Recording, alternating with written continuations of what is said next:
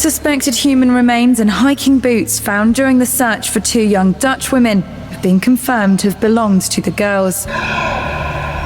2 different types of shoes and bones were found last Thursday. The search team stepped up efforts to find the girls who disappeared while hiking in Panama.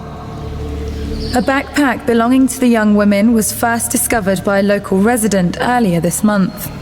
After DNA tests were carried out, the identity of one of the bones was confirmed. Lisanne Froon, aged 22, and Kris Kremers, aged 21, reportedly went missing on the 1st of April after setting out on a hike. The girls were in Panama studying Spanish and were reported missing by their host families.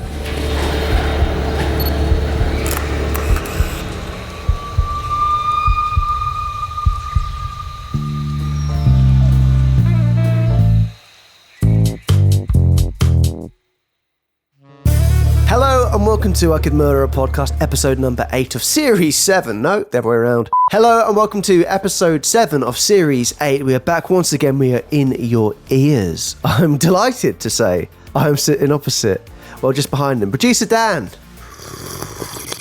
Oh. Hi, Tom. How are you doing? Sorry, just enjoying a lovely peppermint tea. I don't like the sound of that. I hope there's no sort of sufferers of misophonia. Is that the official term, is it? I believe so. Well, people that eat like bastards and people don't like it. Hey. People don't like loud breathers, swallowers, biters, chewers. I think my wife has that. I think I've got it. And obviously you'll recognise those tones. The one who knows about the illnesses, it is Ben Carter.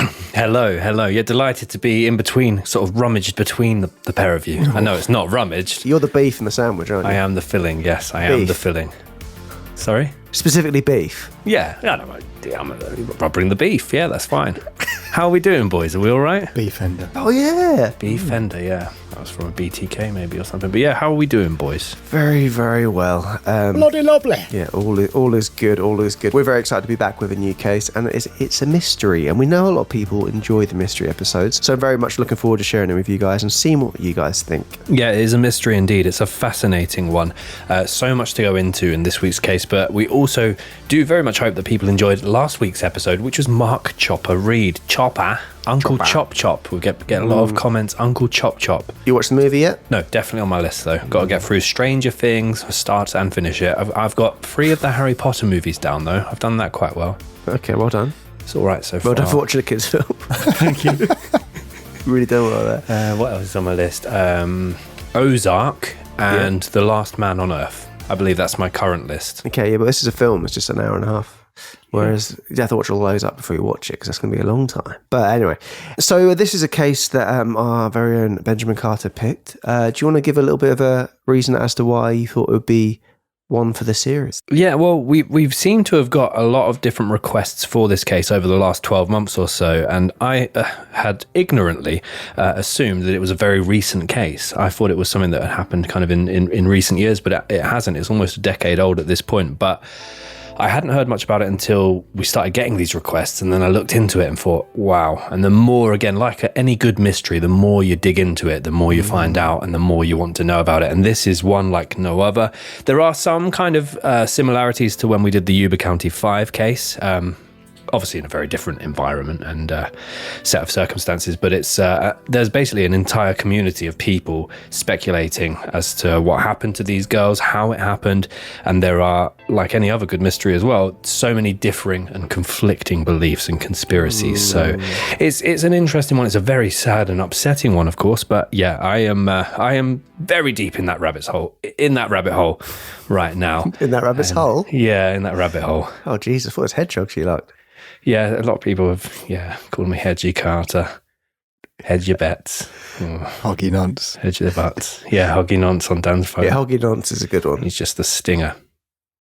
Yeah, I like that actually. Yeah, it's good. Proud of it. Baby emoji. So today's case is the case of the missing Dutch backpackers, the case of Kris Kremers and Lisanne Froon, the Lost in the Jungle conspiracies, mystery on the Panamanian.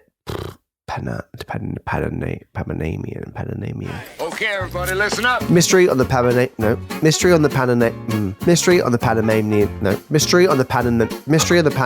Trail. I think it was Mamium just then. You say it. Mystery on the Panamanian Trail. Thanks, Ben. The Lost Girls of Panama, or the puzzle of Panama. Probably going to stick with the missing Dutch backpackers there. I think that's safe. I hope you were safe when you were going down that rabbit's hole.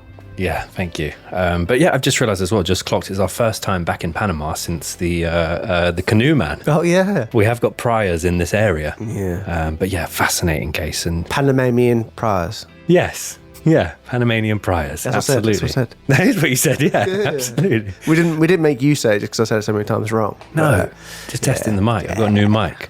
You sound fab, by the way. Thank you. It feels... but yeah, this is a super interesting case. We're going to go through all the different theories and conspiracies, and it's going to be a heck of an episode exploring them with you today. So strap yourself into your backpack, and we're going to get into the case. Tickle your fannies and get them wet enough for the penis to enter. We're going to get into this week's case. I'm keeping that in, Tom. Oh, keep it in, Dan, unless you want to get me pregnant. Oh. So what we're going to do in this episode is go into a bit of a background on the two ladies at the center of this case before jumping into a brief description of the hike or the trek or the trail that they embarked upon, and then going into a detailed timeline of events. But before we do that, we are going to throw to our wonderful producer Dan to set the scene. On the 1st of April 2014, in the lush, untamed jungles of Panama, Kris Kremers and Lisanne Froon, two adventurous young women from the Netherlands, set off on a thrilling journey seeking excitement and new experiences. They were hiking the El Pianista Trail in Boquete, a literal cloud forest known for its remarkable beauty, wildlife, elevated views of the jungle, and its many river mountain gorges. However, their dreams soon turned into a bewildering nightmare as they ventured into the darker depths of the jungle and seemingly vanished without a trace. With each passing day, the search for the missing duo unearthed puzzling clues. A backpack, a chilling series of erratic photographs, haunting phone calls, conflicting witness statements, and cryptic notes left behind. As the world held its breath, whispers of sinister secrets and eerie encounters emerged, painting a gripping narrative of what might have happened to these two brave souls lost in the wilderness. To this day, the mysteries surrounding the disappearance of Kris and Lisanne persist, a chilling reminder of how the heart of the jungle can guard its secrets with a deadly silence. Did the girls simply become lost and out of their depth amongst the wilderness? Was it the unfortunate result of a hiking accident? Did they encounter dangerous wildlife native to the heart of the jungle? Or was it the result of something far more unsettling? Were the girls murdered? Was there local involvement? And was there a national cover-up?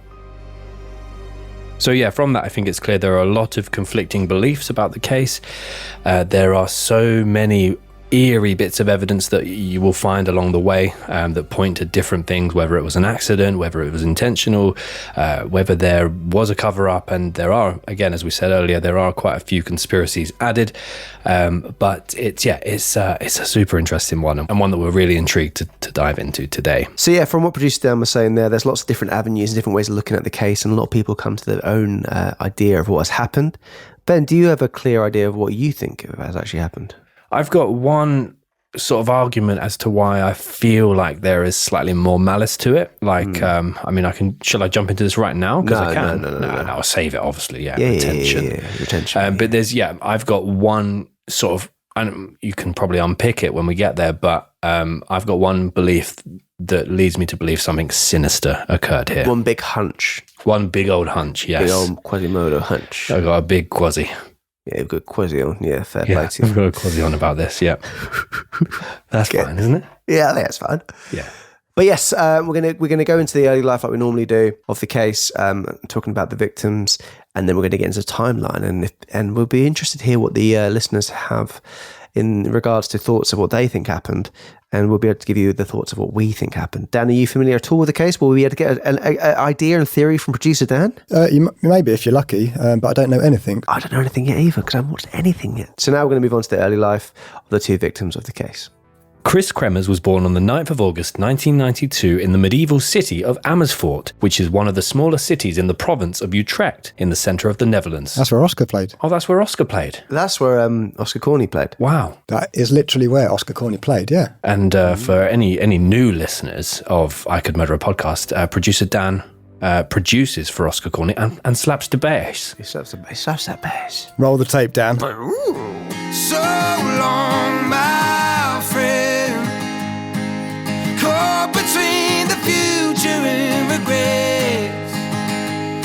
But yeah, really medieval looking city. Kris was the middle child born to Hans and Rulie Kremers, having an older brother called Shores and a younger brother called Tijan. The family owned a small home in a quiet neighbourhood within the city. From a young age, Kris displayed an intense curiosity and energy for life, which delighted her parents and those around her. And what I did was just a little look on Amersfoort. Obviously, I mentioned it's quite medievally. And according to visitutrechtregion.com, and I noted as we were researching this case, there's not as many quotes this week for Dan. Oh, for sake. Yeah, I know, and people really loving them, so I thought I'd sort of pipe you in early here. Little quote about Amersfoort. Amersfoort's greatest treasure is its rich past. Its multitude of historic buildings, quaint streets, canals, and subtle details transport you to the city's medieval roots in the 13th century. Sounds lovely, doesn't it? I think I guessed all of that just from it being medieval. I don't think it painted more of a picture for me. It does look a bit sort of castle-y. Yeah. Yeah. What, like a medieval castle? Yeah. Yeah. Okay, cool. Growing up, Kris was a spirited and adventurous child, always seeking new challenges and exciting experiences. She was said to have been a very confident little girl who found it easy to socialise and make new friends, whilst getting on well with her two brothers. She had a close-knit family and her parents encouraged her curiosity. The family took many regular holidays around Europe and different parts of Asia as well as the Americas, which sparked Kris's passion for travel and love of South and Central America. As a child, Kris was involved in various educational and social activities, from participating in sports like football and swimming to engaging in creative pursuits like painting, drawing and writing stories. She had a real passion for nature and the outdoors, and the family holidays we have mentioned often involved camping trips, excursions and exploring the local culture and countryside. Kris developed a fascination with different cultures and dreamed of one day travelling the world, potentially even living or working abroad. In school, Kris was an enthusiastic learner who was always keen to discover and understand new subjects. She had a wide circle of friends and was known for her warm, friendly nature. According to a neighbour, Kris always stood up for those in need, displaying a strong sense of empathy and compassion even from a really young age. Get off him! It was exactly like that, apparently, as the neighbour said. As she entered her teenage years, she was described as an open, creative and responsible individual. Kris's adventurous spirit continued to flourish as she grew older. She enjoyed wild swimming, rock climbing and hiking, always seeking her next adrenaline rush. I'd love to try wild swimming, but it also sort of makes me nervous because I don't like dark water. If I think of you wild swimming, I get the impression of just you splashing around being frantic rather than it being what it is. Ben's been going wild swimming again. Just cuts to you, go, in a muddy puddle. But yeah, really. Well, it wasn't as muddy beforehand, but now it's absolutely filthy. Kris's love for exploration and thirst for knowledge eventually led her to pursue her dream of travelling the world and embracing new cultures. She would combine this dream with her studies, hoping to one day become an art or English teacher overseas. Her heavily active childhood and teenage years very much laid the foundation for the independent, spirited young woman she would go on to become. In her late teenage years, Kris began seeing a young man named Stefan, and the pair quickly fell head over heels for one another. In late 2013, when Kris was 21, she had not long completed her studies in cultural social education, earning a degree in art education at the University of Utrecht. Not long after graduating, Kris moved in with one of her best friends, Lisanne Froon. The pair shared a dorm room together in Amersfoort, and they worked together at a cafe/restaurant called In den Kleinen Hap, which we think translates to in the small bite. Yeah, we think it does. It pretty much directly translates to that, but I thought it's a strange name for a cafe restaurant. I think it's one of those ones, sort of cafe by day, restaurant by night. You can get a coffee and a pie at sort of noon, but come back later for the pasta. That famous Dutch pasta. The pair spent all of the time in one another's company and began to hatch a plan to go travelling around the world together, with a particular focus on Central America. Unfortunately, this is all the information we were able to gather relating to Kris's childhood and early life, but what is clear is that she had a family that very much loved and supported her. She lived a life without conflict, having been an extremely popular young lady throughout all of her life, gaining no enemies or even people that disliked her. And she had so much promise ahead of her in relation to her future. So yeah, very much with these two girls, they were very popular, very kind, very friendly. No one had a bad word to say about them, and they were very, very similar to one another as well. So it wasn't a case of opposites attracting, it was a case of similar people attracting, pretty much. That's how I sort of interpreted that. Kris would be 21 years old at the time of her disappearance, and she was almost a whole year younger than her best friend, Lisanne Froon. Lisanne Froon was born on the 24th of September 1991, also in Amersfoort. She was the second child born to Peter and Dinny Froon. Having an older brother called Martin, Lisanne was born into a loving and nurturing family in the picturesque neighbourhood within the city. From a young age, she was a gentle and inquisitive little girl with an infectious smile that, according to her older brother, could brighten anyone's day. Lisanne's childhood was much like Kris's, marked by a sense of wonder and curiosity, as she eagerly explored the world around her with wide eyes and an open heart. Growing up, Lisanne had a close bond with her family, who enjoyed spending as much time as possible together. Peter and Dinny would regularly... Sounds like my dad and Josh. I know. Fuck. What's my dad doing there? Fucking idiot. Ooh.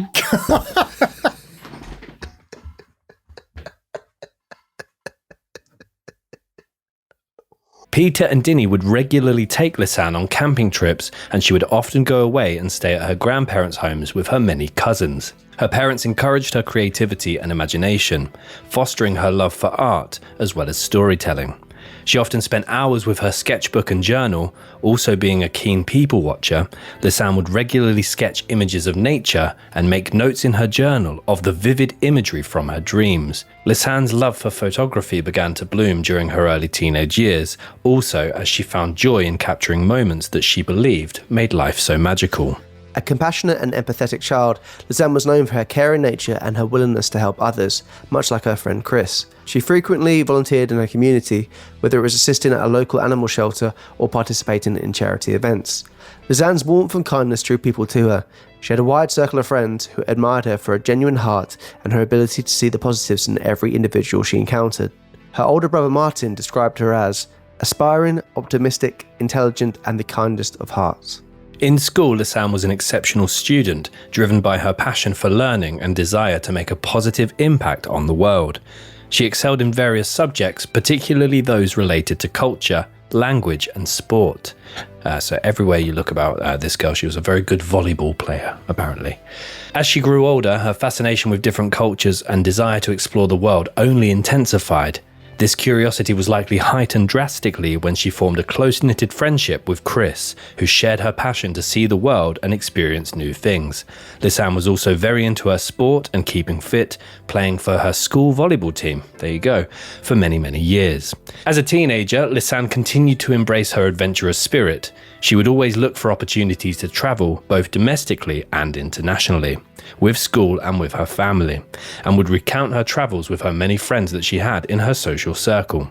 Her passion for photography continued to flourish during these family travels, capturing the essence of different cultures and the many differing landscapes she encountered. Like Kris, Lisanne became particularly fond of Latin America. Lisanne was known by those closest to her as optimistic, dedicated and responsible. In her early 20s, she graduated with a degree in applied science and psychology at the University of Utrecht. During her time studying, she worked as a waitress in a cafe near her home. This is at the place we referred to earlier, the Small Bite, which Ben said that during the day it's pasties, in the evening it's spaghetti. She was described by her colleagues as adaptable, inquisitive and thoughtful, and was very popular with customers and colleagues alike. Didn't you once say, Ben, that you quite like the idea of a Cornish pasty with spaghetti in it? I never said that, but I did do something. He's called it Cornish pastery, he said. That's pretty spot on, quite actually. fun. I think that it slaps, yeah. I put a bit of spaghetti inside a flatbread yesterday with a little bit of mozzarella, and it was bloody delicious. Could probably have made it into a toasty if I heated it up. Well, I definitely could have made it into a toasty if I heated it up, but yeah, flatbread filled with spaghetti. Very nice. You are bizarre. A flatbread a baguette. No, a flatbreadetti. There you go. The out of his depsy. Whilst working in the cafe and living together, Kris and Lisanne began to save their hard-earned money in order to go on a 6-week trip to Panama. The two saved for 6 months in order to fund their Central American adventure. They told friends and loved ones that they made arrangements to travel to the small mountain town of Boquete in Panama in order to stay with an arranged local family, whilst they volunteered to teach and support children. The trip would not only give them the opportunity to experience another culture and spend time in a beautiful part of the world, but also gave them the opportunity to learn Spanish and to do something of significance for the locals, particularly volunteering with the children.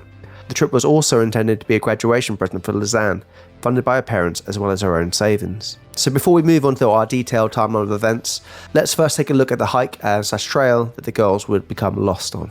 The El Pianista Trail, which translates to the Pianist Trail, is a 4.9 mile out and back trail that begins 2.5 miles away from the town of Boquete. It is called the El Pianista Trail due to the very up and down nature of the trail, so very much like the sort of white and black keys on a piano. The hike itself takes an average of 3.5 hours to complete and is very popular with locals and travellers alike. It's highly likely that you will encounter other travellers whilst on this hike. The trail runs from the Chiriquí state onto the province of Bocas del Toro, crossing steep river gorges up to 70 feet deep, which need to be crossed using cable bridges. The trail is marketed to tourists as giving them the opportunity to, quote, literally walk among the clouds. The trail is marketed to tourists as giving them the opportunity to, quote, literally walk among the clouds. That's a good line. Yeah, you can literally come on my trail. Oh. You can literally walk among the clouds. I knew you were going to do that.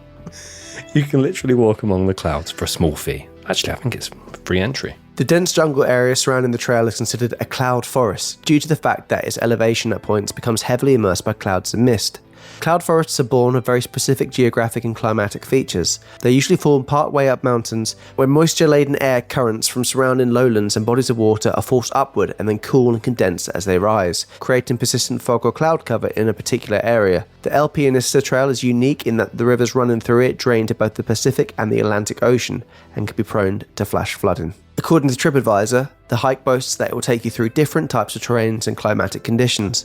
You'll be able to walk through a spectacular wild forest where you'll be able to find all types of local flora and fauna. What's the difference between flora and fauna, Dan? Floras are the flowers, the fauna is the non-flowering plants, perhaps. Or animals or bugs. Ooh. Is he right? He sounded confident. But he said perhaps, which kind of made me doubt it a little bit, but he said it with confidence. Very quick though, wasn't he? Yeah. I'll tell you what it means. Flora. Oh, it. Flora is plant life. Butter. Margarine. Shit. Flora is plant life. Fauna refers to the animals. Oh, okay. You weren't too far off. Yeah. Well, you threw bugs in at the last minute, so you I'll take it. I'll take it. Yeah. For myself. The trail begins by the Il Pianista Italian restaurant through an open green field with mountains all around. You then enter the cloud forest, where the trail will take you higher and higher, and during this part of the trail, you'll be surrounded by a tunnel of vines and trees, and if you're lucky, you might spot Quetzals? Quetzals. It's a monkey, isn't it? Monkey. No, it's a bird. Oh. So you might spot Quetzals, which Ben was confidently saying it's a monkey, but it's actually a bird. Snakes. Play that back. I don't think I sounded that confident. I think you'll find that's a monkey, actually. Snakes and howler monkeys. So you got a monkey there, man. Wildflowers and Dan, all types of bugs. Yes. So both of you are getting your things. That's a lot of fauna. The trail will then take you to a sullen stream. From this point onwards, the scenery becomes even foggier and magical, with unique types of flowers you'll love. This is TripAdvisor saying this. TripAdvisor, yeah. Yeah, it's not our language. At the summit, if you're lucky and get a clear day, you'll enjoy a fantastic view of the Boquete. You'll return back down the same way. The trail itself is considered somewhat challenging for inexperienced hikers, with more than 2,000 feet, or 610 meters, of upward elevation and numerous incredibly steep river and mountain gorges. The trail is open all year round and can be completed during both daytime and nighttime hours.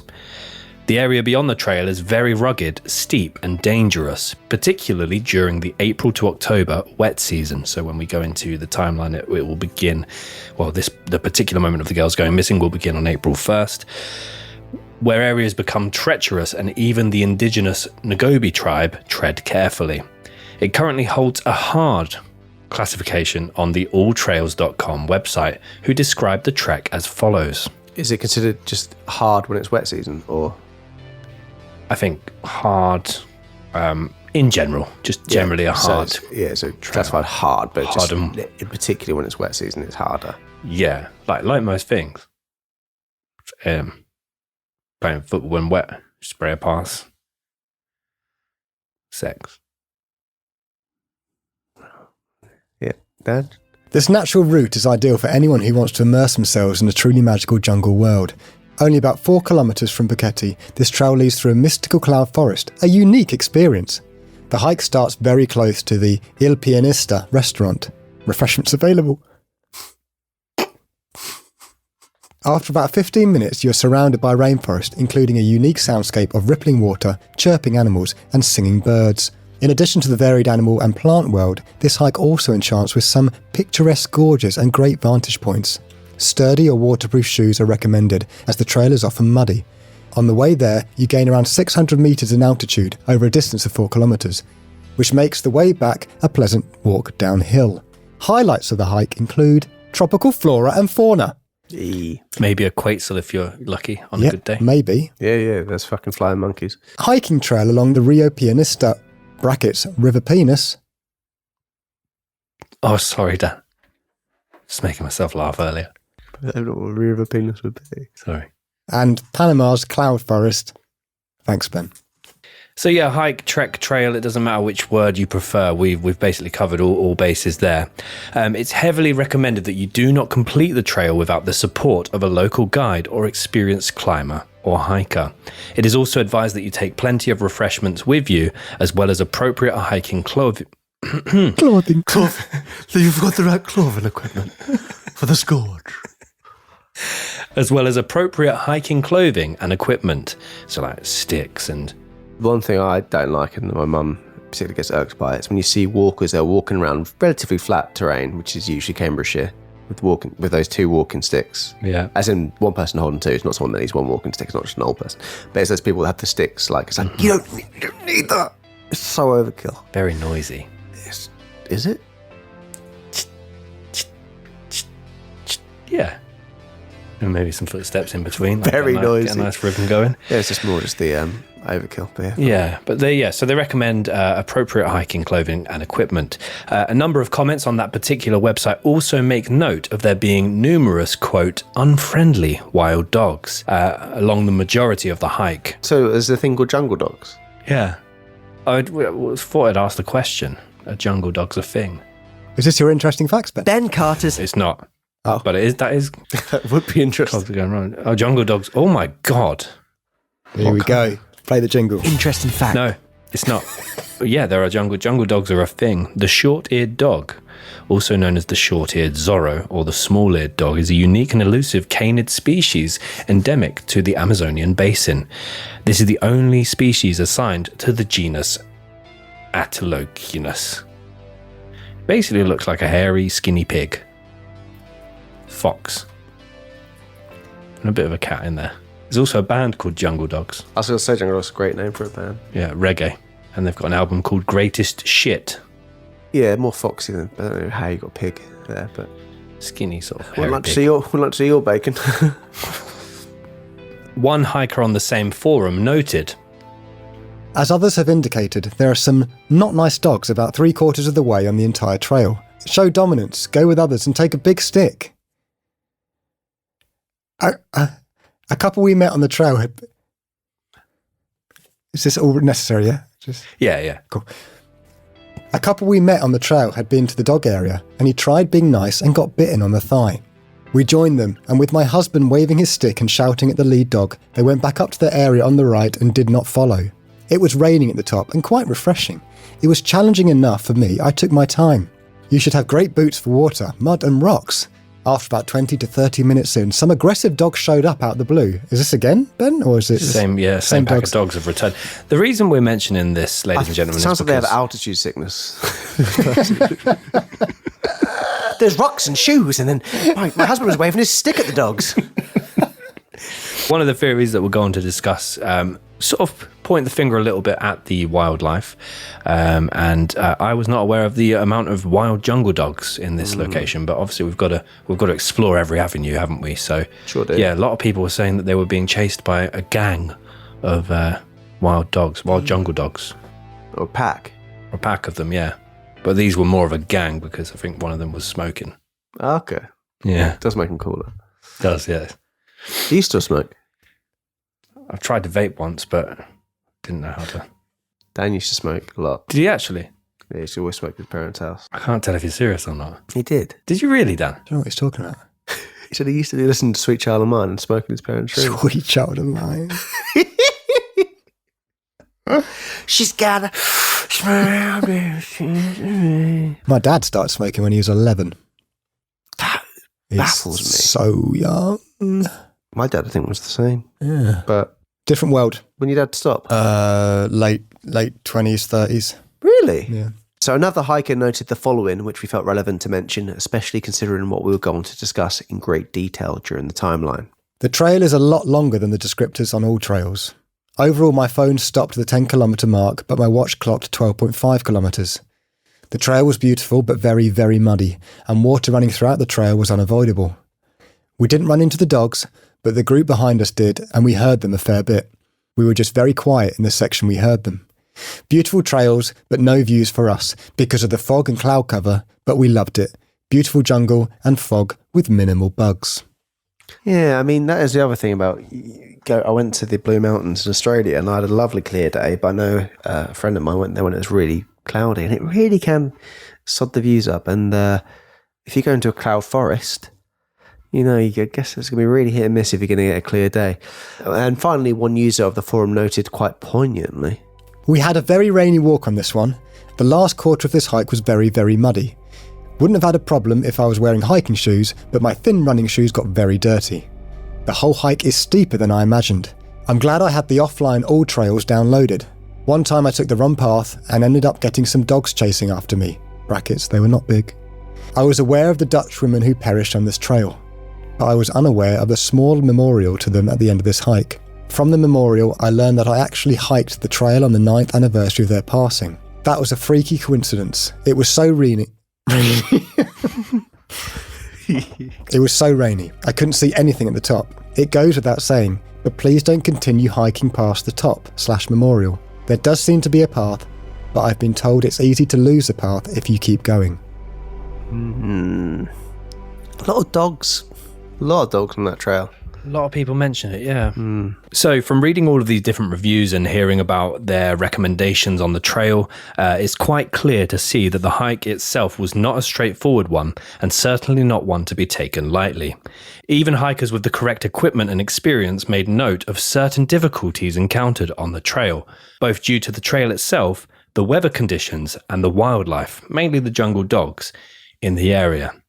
And I just thought, difficult treks, difficult trails, difficult hikes, that's quite interesting. Okay, interesting. Not boring, interesting. Ben, I'm really rooting for you this week. Really rooting for you. Don't put more pressure on it, mate. It's fine. Okay, fuck it up then. Oh, well, don't be nasty. Don't fuck it up, boy.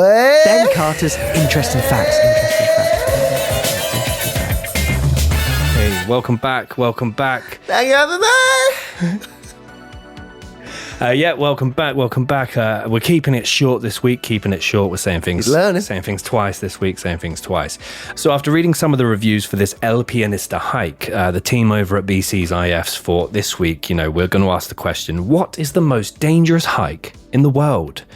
And straight away, a big talker in the world of dangerous hikes is the Huashan Mountain Trail.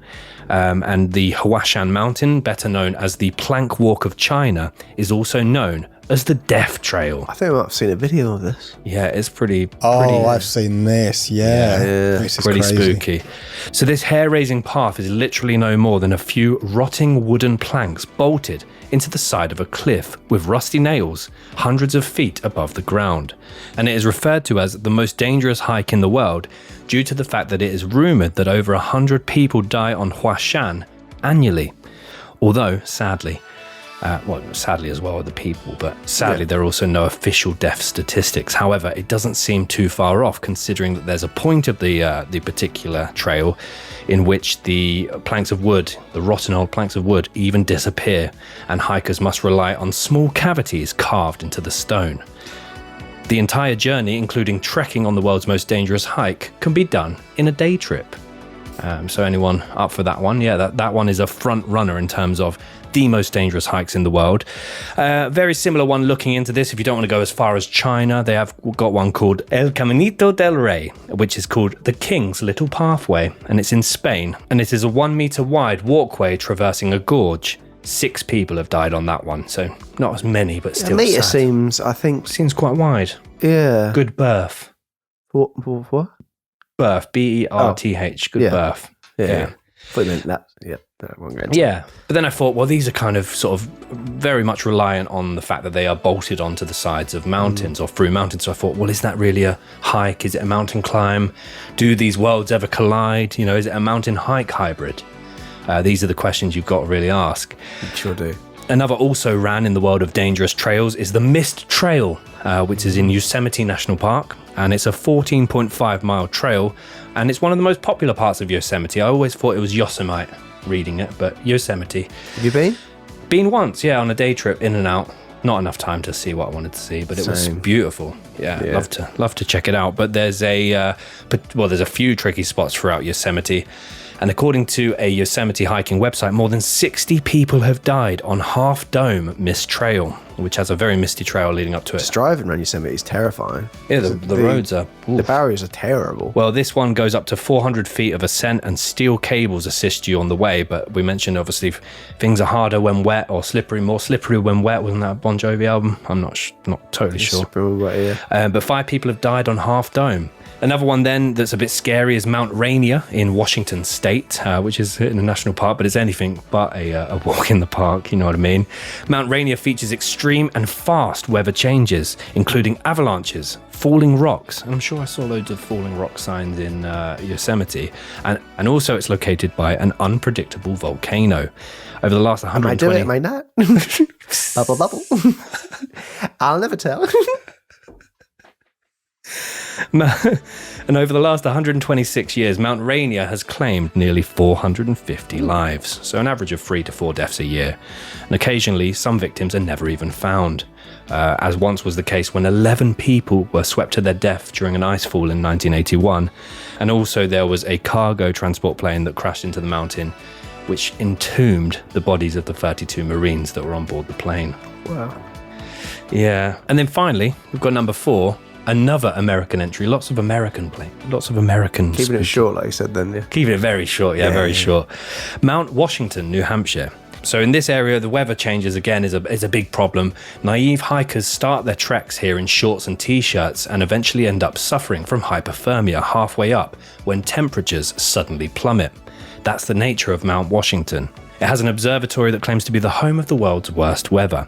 More than 100 people have died on the mountain either by being blown off ridges, suffering from hypothermia, or being swept away by an avalanche. The mountain also holds the world record wind speed of 231 miles per hour.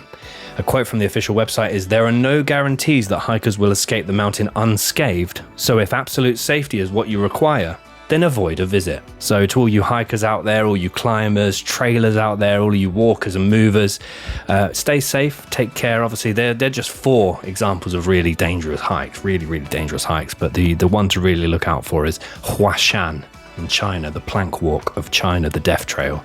So just be aware, be safe, and look out for each other on your hikes. And if there are any indoor mountain climbers, please hit us up, because the team here over at ICMAP would love to try some indoor mountain climbing. Unless I'm speaking for myself. Yeah, me and you are looking into it. Oh. Dan? No.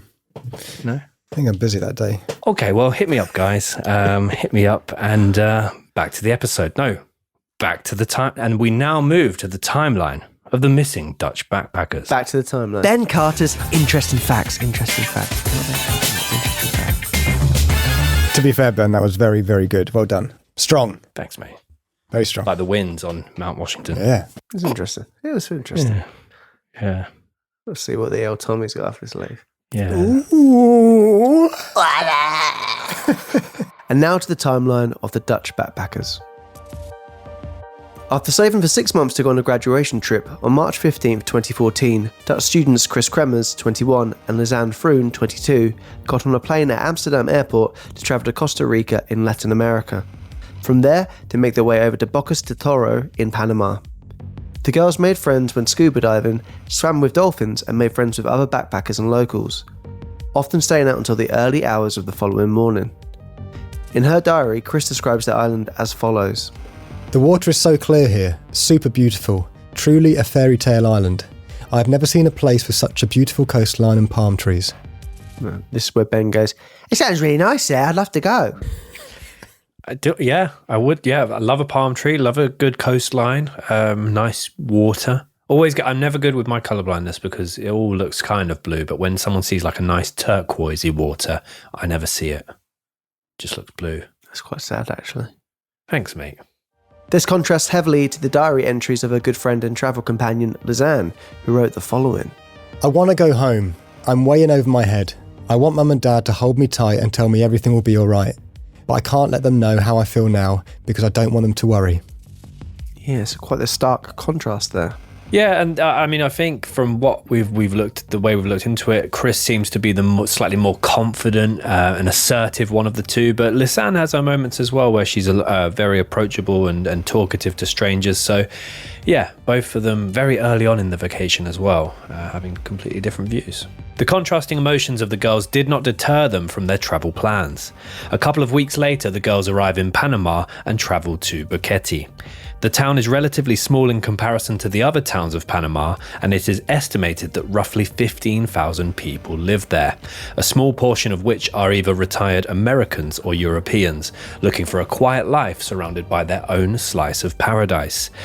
Just to clarify here, I know we mentioned him earlier in the episode, but there was no canoe club founded by John Darwin, as far as we are aware, in Boquete. But the town is situated nicely between a number of coffee farms, animal farms, and, as we have mentioned, Panama's infamous cloud forest. It is important to note, and it will feed into some of the conspiracy theories that we'll go on to discuss towards the end of the episode, that between Bocas del Toro and Boquete, which is roughly a 40-mile radius, since 2009, more than 50 women and girls have gone missing, the majority of whom have never been found, some of whom have been tourists, and some of whom have been found dead. No other part of Panama, or Central America for that matter, has similar figures to be reported. During the first couple of weeks of their trip, they enjoyed walking around the town, eating local food and doing what tourists do. I don't really know many Panama local dishes, but I'd love to visit. Yeah, you should. But the coffee's good. Yeah? Yeah, well, to be fair, you quite like a Nescafe though, so I don't know if that'd be a bit rich for you, wouldn't it? Yeah, that's true. Yeah, yeah. Just could I just have a lot of milk and just something from the fridge, please? When we went to Italy, me and my friend Lewis, a year or so ago, he paid an extortionate amount of money for a shot of that.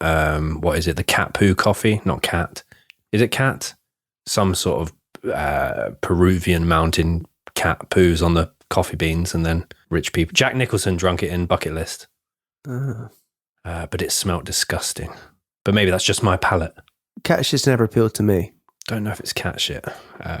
Any shit on my coffee I'm not overly happy about. In the meantime, I did a quick Google. Do you know what the national dish of Panama is? I'd love to. That's what I want. It's called the sancocho de gallina, which is a chicken stew, basically. Chicken stew. Nice. But the picture that's to the right of what I'm reading has got a load of prawns on it. So I don't know what to believe, really. Prawns famously known as the chicken of the sea. So, yeah. And Ben, found out if your cat's doing a poo on the coffee or... Yeah, it's Kopi Luwak, which is also known as civet coffee, and it consists of partially digested coffee cherries which have been eaten and then defecated by Asian palm kivets, which are kind of like cats of the trees. Planes are like buses of the sky. Yeah. Beep, beep. I wonder if airplanes have horns. Anyway, they also met two Dutch boys that were travelling along Central and South America, and they were all enjoying each other's company at restaurants and beaches. They believe that they will commence voluntary work at a local school. However, when they arrive at the school, they are met with a rude member of staff who tells them that the plans have been changed and they will not be starting work until the next week. They found this extremely disappointing, especially considering they had been contacted by the school the previous Friday to confirm the start date. Can I just interject as well? If there are any people listening that would be, I know we've been talking about planes and national dishes and expensive coffee and locations. If there are any millionaires listening to this podcast that would like to fund I Could Murder a Podcast visit Central and South America, we'd all be very keen to sign up for that. People are just going to kick off for that, aren't they? Oh, you're just doing it for the money. Yeah, that's really, yeah. But any millionaires listening, then We'd love to do an on-location shoot. I'd be amazed if a millionaire listened to us just talk about it briefly and go, oh, you know what I really want to see? Dan eat a chicken stew, Ben eat some catshit coffee, and Tom be spoken to by a rude member of staff at a school. Yeah. I need to see this. Some people have got silly money, though, haven't they, where that'd be a drop in the ocean for them. We're asking for $500,000. Lisanne messages her parents about the change of plans, and the girls decide to head to the house they had rented for 4 weeks. They were welcomed by Miriam Guerra. It had been noted that the first night that they arrived at their house, Kris spent the evening reading a book in the girls' private bedroom, whilst Lisanne spent the evening speaking with Miriam. There you go. Like I said, some are assertive sometimes. Other times they're non-assertive. Sort of rules. Just being polite as well, isn't it? Yeah, but if you want to go and read a book on your own, that's fine as well. I think it'd be slightly rude if you're working by your guest, you're being, someone's hosting you, and they've maybe provided some food, having a chat. Yeah. You go, I'm just going to go to my room and read. It's been a long day though, jet lag and sunburn, and had a bad cat poo coffee, and I just want to go off with my book, please. Thanks. What's the last book you read? Good question, actually. Yeah, good question. Stanley Jonas, she just gets out of it. The Twits. Yeah, great book. Yeah, thank you. It was about 25 years ago. The last book you read was when you were 20? Fuck you. Go on, you giggly Karen. Oi, hey. Apparently, the program administrators for the school weren't ready for them, and the assistant instructor had been, quote, very rude and not at all friendly about it, according to what Kris wrote in her diary. There was not yet a place or work for us, so we could not start. The school thought it was odd, as it was all planned since months ago. When speaking to Miriam, Lisanne asked for suggestions following their change of plans. Miriam said to try contacting another school, but it appears as though the girls had already tried this. It is important to note that Lisanne had a noticeable cough and was seen entering a pharmacy with Kris after this talk with Miriam. 31st of March 2014. During the next few days, the girls planned various activities, some of which had been planned with the guidance of a language school that they were attending. So obviously, as we mentioned, they were hoping to learn a little bit of Spanish whilst they were out there, and this was the school that they were taking Spanish lessons at. The girls also spoke to a local tour guide, later known as Tour Guide F, we'll talk a lot more about him later on, who told them that he could take them to the El Pianista Trail, should they wish to go. The girls told the tour guide that they felt confident enough to do it on their own, and also denied the offer to stay at the tour guide's residence. So that's kind of because it wasn't sort of massively out the way for them for a tour guide to say, look, I'll take you on this tour and you can stay at my place if you want to. That's a bit... But we'll talk a lot more about Tour Guide F shortly. The girls decide to meet with some of the other Dutch travellers that they had met earlier in their trip. The group then go for dinner and take photographs to document their time together. In her last diary entry, the night before the girls went missing, Kris would write the following. We were not received openly and did not feel welcome at all, unexpectedly to us. We also did not understand what was going on. It turns out there was no place or work for us after all this week, so we couldn't start yet. It was really a huge disappointment. Well, let's go with the Panamanian flow then. The 1st of April 2014, the girls write on their social media, today we will be going to hike on the El Pianista Trail. They posted on Facebook letting their friends and family know of their plans, and Lisanne also tells her boyfriends her plans for the day. It is known for being a great hike and tourists walk it all the time without the help of a tour guide, so they felt confident enough about the trip. So this has been, from what I've seen about it, yeah, it really varies what people say about this trail. Like, as we mentioned earlier on, the many dog attacks, the jungle dogs. Those jungle dogs. Sound like a good tag team. A lot of people speculate whether it is actually a safe route to go and it being as easy as people say. Some people saying it's a lot longer than has been mentioned. And so I feel like, especially even just the fact that you need tour guides or tour guides are available for that trip, it makes you question whether or not it's just a roundabout walk. Well, that's it. We did like a 30-minute look at TripAdvisor and alltrails.com, and it's considered, according to experienced hikers and trailers, a very difficult hike. And almost all of them complained about wild dogs or the elements or the mud or the rain and the difficult visibility. Whereas, on this particular day, and this is the start of wet season, they felt confident enough to do it alone. It's been speculated that the girls were having brunch with 2 Dutch men before embarking on the hike. In a later interview with Hans Kremers, Kris's father, he confirmed the following regarding the last communications with the girls. Things were good. They were having a good time. They were very cheerful and enthusiastic about everything they were experiencing and seeing there. They were excited about things. One of the last people to see the girls alive was a local woman named Martina. She saw Kris and Lisanne heading off to the beginning of the trail. She said they seemed to be in a positive mood, but remains adamant to this day that a human was responsible for their demise. Not the river, not the mountains, not the elements, not the animals, but a person. She also claims that a man, Feliciano Gonzalez, who we'll talk about in more detail, and was the tour guide for El Pianista, followed the girls on the trail and spent many weeks after this date threatening Martina to shut up about the missing girls. So yeah, this is tour guide F, and he's going to come up a lot in this case. This trail takes around 4 hours to complete and does require the hiker to stay on a certain mapped out and highlighted path. Tourists are warned not to wander away from this path, as indigenous tribes live within the rainforest and the trail becomes extremely dangerous as it progresses. The trail takes the hiker to a cloud forest, which means that the person walking in the rainforest is level with the clouds surrounding them. The trail does have a nearly 2,000 foot elevation gain and at points can require people to crawl on their hands and knees due to the steepness, and that is if the person strays away from the particular path. And again, if you stray off from the path you're supposed to stick on, you can very quickly fall off a cliff edge or fall into a river. It's especially when it's as foggy and misty as that, cloudy probably I should have said. For people saying you don't need a guide, if it's a trail that requires you to crawl on your hands and your knees, I mean, yes. Obviously that's off if you're going off trail there. But I was just thinking when you're talking about cloud forests there. Yeah. Sounds pretty terrific. Hit it down. Tommy's trivia! That's terrific! Buzzing. I haven't let myself down here, to be fair. He'll still give it to you, don't worry. I don't know, you'll get the pity when you've been crying about it for so long. Yes, we are back for Tommy's trivia, or some people have been saying TTs, and I find that's quite offensive. But we are back once again this week. I honestly really struggled this case to find one. At first, I had I thought it was a good idea, and I was like, I'm going to do that. I was trying to find backpacks to help with survival, because I remember seeing something before with a backpack that if you were getting mugged, you could press a button on it, and loads of sticks would come out of it and stop you getting basically getting robbed. Well, is that actually a thing? I saw that suitcase one. Yeah, suitcase. I saw that last night, weirdly, on Twitter. Oh. Yeah. Okay, yeah, well... spikes come out as tall as a person. Yeah, I couldn't find anything other than that. I thought there'd be loads of those kind of things, but there wasn't much to do with backpacks. Then I thought the longest time people have gone missing in the woods and be found, but it's kind of more people who actually went off grid.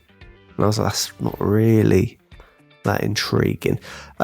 So I've stumbled on just a kind of interesting talking point, interesting forest. Because I was thinking cloud forests. There must be other interesting forests out there, or terrific ones. Really hard not to say the word interesting.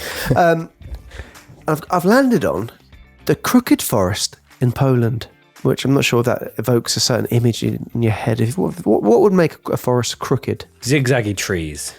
Zigzaggy trees. Well, both ways. Dan, anything being evoked there, or do you want to just... No, is it on a really slanted... No, that'd just be a regular forest, wouldn't it? On a mountain. No, I don't know. Yeah, well, Ben isn't too far off it. The crooked forest is a grove of oddly shaped pine trees located in northwestern Poland.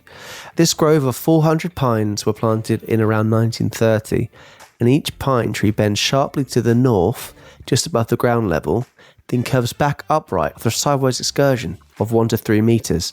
The curved pines are enclosed by surrounding forest of straight pine trees. So it's just like a normal forest, and then randomly there's 400 pines in the middle of it, which are all really crooked and bendy. That looks incredible. Yeah, it looks eerie, doesn't it? Yeah. But yeah, so it's been discussed and people thought over time in terms of how this has actually happened. People believe that perhaps it was humans who were making them bend on purpose. Perhaps this was a reason for doing it was to help with the kind of making wood for making a ship because of the interesting angles. It might be useful for that. And some people believe it was just from a snowstorm which lead into the trees to bend, but there's no evidence that actually supports that. So it's just an absolute mystery. But the crooked forest in Poland, 400 pine trees are very, like Ben said, zigzaggy.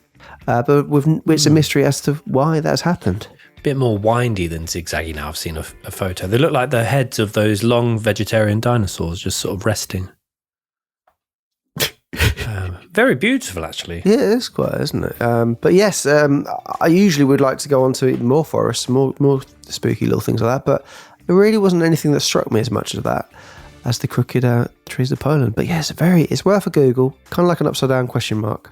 But he's kind of looks at daytime, it looks lovely, but evening time I think it would be a bit creepy, and you'd probably trip over it because you think because from the top of it would be somewhere else, but it wouldn't be. But yeah, that's it. That's my little bit of trivia. Just a little bit of, have a look, Google crooked trees of Poland. Do they look like music notes, Dan? Maybe the treble clef. Oh yeah, that's the one I thought. One side of a treble clef, perhaps. I see what you're saying there, Ben. Yeah. Do you know what, boys? I've been impressed by both of you, so you're both going to get a point this week. Oh, thanks so much.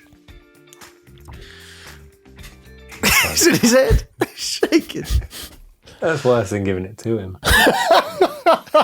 No, it's just you're in the same position as last week. That was good. No, they're beautiful. They are beautiful trees. Yeah, but I'll come back stronger next week. Tommy's trivia. That's terrific.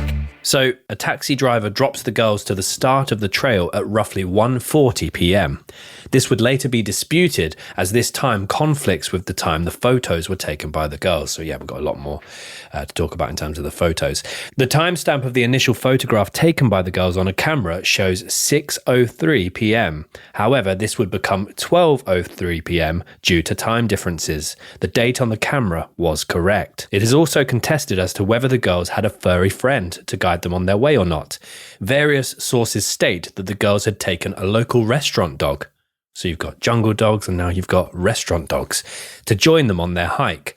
The dog's name was Azul, which is blue in Spanish and blue in Italian, and he was a Siberian Husky, and he belonged to the owners of a local Italian pizzeria restaurant named Il Pianista, and there's loads of good reviews about that restaurant right at the start of the trail. It is important to note that some people strongly believe that Blue did not go up the trail with the girls at any point. Though he was known to complete the trail randomly with tourists that he seemed to gravitate to, which is quite sweet, and there are also photos of him in the case file relating to Kris and Lisanne, it cannot be confirmed whether or not Blue completed the hike with the girls. But what can be confirmed is later that day, Blue would be seen coming down the trail by himself. I used to have a dog called Blue. Yeah. I used to have a rabbit called Blue. Oh, and Tom? The film Chopper, which I really liked, he calls his friend Blue. There you go. It's a bit of a nickname for things, a little bit of a nickname for people with ginger hair. Yeah, and the old man in Old School, You're My Boy Blue. Yeah. Makes him tie a string to his penis and throw it off a rooftop with a brick attached to it, and the rope is long enough to hit the ground, and it's about trust, and one of them has short string. But yeah, it's not completely clear if the dog did go with them or not. It's speculation at this point. Yeah, and it's to note that the time 1:40 was what the taxi driver said about the drop-off, and that's what's been disputed by the pictures as well. So the girls decide to snap photos as they make their way up the trail. They are wearing tank tops and shorts, as well as basic hiking boots. The girls take a vast amount of pictures throughout their travels. The girls would have thought that they would be taking these photos home to show their families, but ultimately they became evidence for a police investigation. In the more than 100 photos, you can see the girls happy and smiling. So why at 4:39 p.m. did Kris ring the emergency services? Kris dialed 112, which is the Dutch emergency phone number, but this number is also recognised as the international number for help. If you are in a country and do not know their local specific emergency number, you can dial this number and you'll be passed to the local emergency services, which is good to know. The more you know. 112, wherever you are. 112 if you haven't got a clue. When the girls are not connected, Lisanne tries to call this number from her phone, but has yet to be successful. In what we can only assume was an effort to conserve their phone battery, the girls switch off their phones for 14 hours. Now that is a long amount of time, Ben. That's more than half a day. It is. here on planet Earth anyway. But yeah, that is a long amount of time to conserve battery. It's like if you're doing, if you're, obviously in a moment of need, you think maybe you might turn it off, try again in like 20 minutes. You're not thinking 14 hours. No. And that's a big reason people speculate. Is it the girls turning the phones off? Is it another individual turning the girls' phones off for a particular reason for this amount of time? But to conserve battery. Are they on the run at the time and they can't stop to use their phones for that amount of time? Yes. Yeah, that's true. That's a long chase, isn't it? 14 hours. Chase. But I'm sure. Yeah, I mean, I'm just saying, man, you can't rule out. No, you can't. We know that the girls... Why are you trying to then? I just feel that it's unlikely in my semi-professional opinion.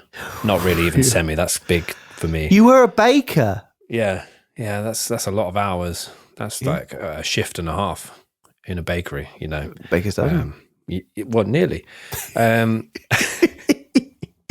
But there's a lot of question marks here already. Number one, the taxi driver, why is he saying 1:40? Has he just got the time wrong, or has he estimated has he upped the time of drop off to buy himself a window of time?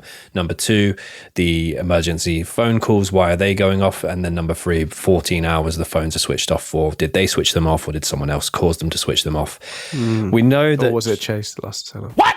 We know that the girls continued to take photos during this time, and people often know of this case in particular because of these photos, so the very infamous photos that the girls took. Around this time, many note that they can see a change in Kris's body language. I mean, some have even gone as far as to say, well, the early photos, they're taking selfies together, they're smiling, but then they're far apart and the distance is getting bigger and they've clearly had an argument, but I don't buy into that narrative so much. If I've had an argument, I'm not going to take a picture of you at all. Yes. When the photos were like, before she was smiling and now, that face could even be described as being anxious or scared. I think that's a leap. So yeah, I mean, people have analysed Kris's body language. Some suggest that she seems anxious about something. Some have said that they can see other figures in the background and faces in the trees. And instead of photos being close like they had been moments earlier, there is now a notable distance between them. And again, for me, it's just they took a few selfies when they started, then they started hiking, which obviously meant that they were further apart. There were beauty spots that they wanted photos by. How are you going to get photo to include the beauty spot? Take a few steps backwards, but not too far, and look where you're going. Yeah, I mean, if you could travel anywhere with Ben, he's got an Instagram, he's found the Instagram spots. Yeah. You can't have fun. You have to go to the Instagram spots and take pictures. Yeah. And they might be wide shots or they might be close-ups.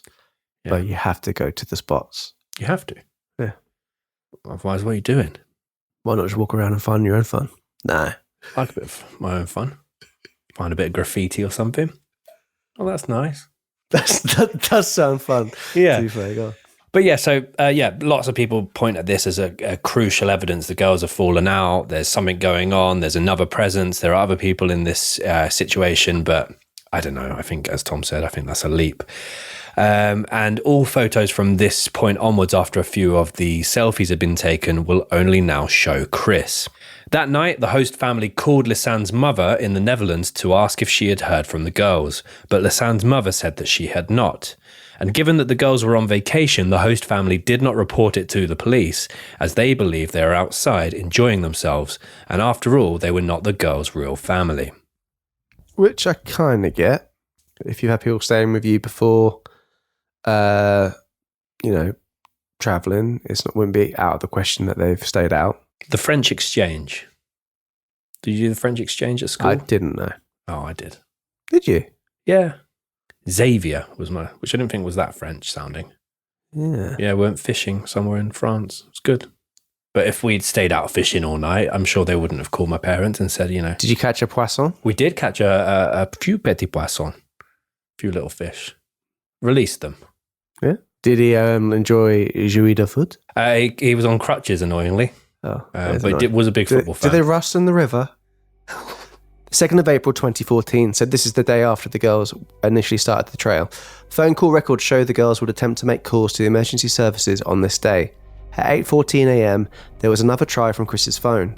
On Lisanne's phone, there would be 3 attempts. At 6:58 a.m, came the first one, followed by another at 10:53 a.m, and another at 1:56 p.m.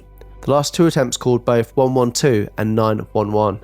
The call at 6:58 a.m. connected for 2 seconds before being disconnected for an unknown reason. It's been assumed that it's probably due to poor connection as to their location. But yeah, it's again very sporadic times. Yeah. But from my thoughts on it, if you go for the theory of they've been kidnapped or whatever, or the bags have been taken, you're not doing that to give like a help be more deceptive to the police by making them do that or anything like that. So that for me is definitely that is the girls making those calls. You wouldn't make them or ask them to do the phone call, would you? No, but I suppose if it's someone, I don't know, or a group of people that are trying to think like, actually, yeah, let's make it look like they came into some trouble on the hike. Let's completely random times, which it is. Let's call 112 and 911. I agree with you. I think it's definitely the girls making these calls, but someone or some group of people could definitely try and make it look random. Yeah, but again, there was a lot of reviews on alltrails. I keep doing shout outs to alltrails.com, but a lot of reviews saying that they got to a certain escalation point and within the cloud forest and boom, your signal is completely gone. Yeah. I can't see the method behind it if it was the case. So a day after the disappearance, suspicions start to rise. The tour guide that we previously mentioned, known as F, was expecting the girls to arrive for a tour that they had booked with him the day prior. When they did not arrive, he went to the language school that they were studying at and asked if anyone had seen them. He began to get increasingly worried when he was told that they had not shown up that day. He and a school worker named Eileen decide to head to Miriam's house in the hopes of finding the girls. When they arrive, they do not find the girls. Miriam tells them that she has not seen them, but she also did not realise that they were not in. They enter the girls' bedroom and tour guide F testifies that he remained in the girls' room for 30 minutes unsupervised before he left. Which, very odd. Very weird. Yeah, a lot of people point to the fact that he's claiming that he's only doing this because they had a tour booked with him and he was trying to find them, but he's gone to their school, their place of alleged work or where they were due to be working. He's gone to their place of study and now he's gone to the place of where they were residing very, very quickly to try and track him down. So some people are saying he's trying to look like he's trying to help. Yes, which we know from our previous cases that is not a great sign sometimes. Obviously there is some innocent people who do that, but the fact that it's just like, I can understand knocking on the door of where they're residing and going, have they been here? If not. But going in the room and staying there for 30 minutes, very odd. Unsupervised, yeah. Yes. It is only at 5 p.m. that police are notified of the missing girls, which again is, to me, bizarre. This is after tour guide F has started to conduct his own search. And I mean, so they've been gone for more than 24 hours at this point. The hike takes there and back maximum 4 hours overnight in the forest. And this guy is acting, for me, quite suspicious. Yes. In the afternoon, 2 French tourists wish to enter the forest and complete the trail, but they are warned not to. A blog post translated from French states that, at the guard post, we meet a guy who, the day before, heard frightened cries of 2 girls, then a loud sound of falling, and then saw 3 guys on the path. So yeah, I mean, if you're about to go travelling there and you're about to do the hike and there's been reports of people screaming, a loud sound of falling, which is quite an interesting thing to say. You've heard a loud sound of falling. It's a bit ominous. Yeah, very much indeed. And obviously they were trying their best, although it wasn't widely publicised news at this point that 2 tourists had gone missing on the trail. They were trying their best, or locals at least were trying their best not to let too many more people on the path. 3rd of April 2014, so the girls have now been missing for 2 days. Once again, the girls attempt to call emergency services, but with no luck. This would be the last time an attempt was made to call for help. So if you find the phone call elements interesting, there are like diagrams of whose phone did what on what day and for how long. If you just Google image search Kris Kremers, Lisanne Froon phone, there's a bunch of different diagrams that make it a lot clearer because they're so erratic, these different times and different methods that they've tried to use. A large-scale search and rescue operation is now underway. The team wished to use a helicopter to scout the area, but unfortunately, and as you've probably guessed with a cloud forest, poor weather conditions meant that this was not possible. On the 4th of April 2014, the weather conditions do get a bit better, but a helicopter does not prove useful to the search. The rainforest is far too populated with trees to find the girls. However, this does not halt the search. Flyers are handed out to local tribes within the rainforest in the hopes that at least someone would have seen them. At around the same time, the parents of Kris and Lisanne conduct their first public interview, and when the interviewer asks Kris's father Hans what he believes happened to them or what he believes is happening to them, he responds as follows. Well, encouraging signals in the sense that everybody in Boquete, Panama is busy and preoccupied with their disappearance, and everyone is actively searching for them. And I do get the impression that they are using every tool to try and find them. I mean, helicopters are flying around here, 25 people are looking for them. Today, another 20 volunteers were added to search for them. They are trying to get this case covered on a local radio show, which all the indigenous tribes there listen to. So, to me, these are all positive signals that everybody is doing everything they can to find Kris and Lisanne. For instance, a young man has gone missing in the same area for 4 or 5 days, and he turned up safe and sound in the end. There is enough water in that area as well as fruit. So those are hopeful things. The 5th of April 2014, the area continues to be searched by a team of volunteers and rescuers, however there is no luck. The girls' phones continue to be turned on a number of times throughout the day in the hopes of presumably searching for a signal. Once again, there is no such luck. We know that on this day, Lisanne's Samsung phone dies. Kris's iPhone remains in use. The next part of the case has puzzled people from all over the world. At 1:42 PM, Kris's iPhone is switched on, but an incorrect PIN is entered. Some have questioned that this may have just been that she was delusional. The girls would have been in the rainforest for 4 days by this time. It's not a far stretch to say that she may have simply just entered the incorrect PIN. However, a correct PIN would not be entered again.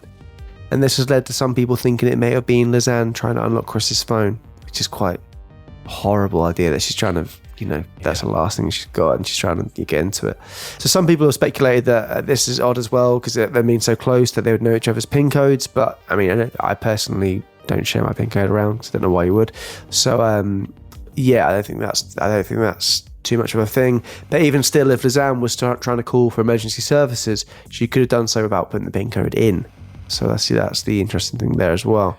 So yeah, one of the prominent theories is that something happened to Kris by accident, and Lisanne was now also stuck, not wanting to leave her. That's kind of one of the. If you go through the narrative of there not being external kind of human involvement, the big theory is that Kris fell or became trapped, and Lisanne would not leave her. Or they both became lost, but something had happened to Kris. Sure. So this iPhone was equipped with an emergency call function that could be found in the bottom corner of the phone. Clicking on this button would allow a person to call a number without actually unlocking the phone. So someone must have been trying to gain entry into the phone, and if that is the case, what were they desperately trying to see? On the 6th of April 2014, by this time, the families of both girls have now arrived in Boquete. The families brought their own team of detectives with them from the Netherlands as they feared the worst. As well as detectives, they brought dog units so that they would be able to thoroughly search the area. The entire group, parents, volunteers, special detectives, local police, Dutch police, and the search dogs conduct a full-scale search of the surrounding forests for the next 10 days. An initial reward of $2,500 is put in place for the safe return of the missing girls, although this would eventually go up to $30,000. During this time, 2 more incorrect PIN numbers is entered into Kris's phone. So the following day, the 7th of April 2014, Ricardo Martinelli, the president of Panama at the time, announces on television that the country is using all of its resources to try and find the girls. The search is being coordinated by Ingrid Lomas, who is the director of the Panama language school that the girls were attending, and she said the following. The police force is small, the official search party as well. We can't expect hundreds of investigators to suddenly get involved, but we do our best. The aid organisation Sinister has brought a few men from Panama City to help. They are combing the entire forest. Lomas has faith in her search team and then poses her theory that the girls are no longer within the forest. As the area has been thoroughly investigated, she does not believe that this is where the girls will be located.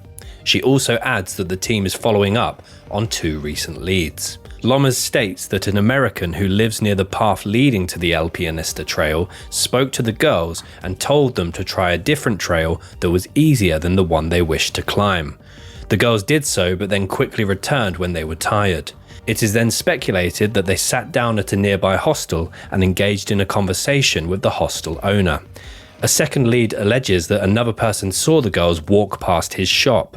Lomas stated, We are not 100% sure if it was Lisanne or Kris, but it does seem that way. Referring to the girls, she said, Nobody saw them get on a bus or in a taxi. But the girls were described as speaking English with an accent. From within the rainforest, more incorrect pins are entered, and so the phone still cannot be accessed. 8th of April 2014. It is at this point that many people involved in the case believe that the girls are not missing. The head of the search and rescue mission confirms that this team have covered 25 different routes and none have shown indication of the girls. Furthermore, Miriam, the host of the accommodation that the girls were staying at, also states her theory that the girls are not lost. She says the girls did not pack enough essentials in their bag to prepare for a long hike.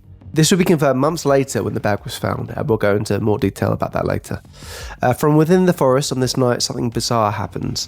Nearly 100 photographs are taken, with most of them just showing the stars in the sky and some trees blocking the view.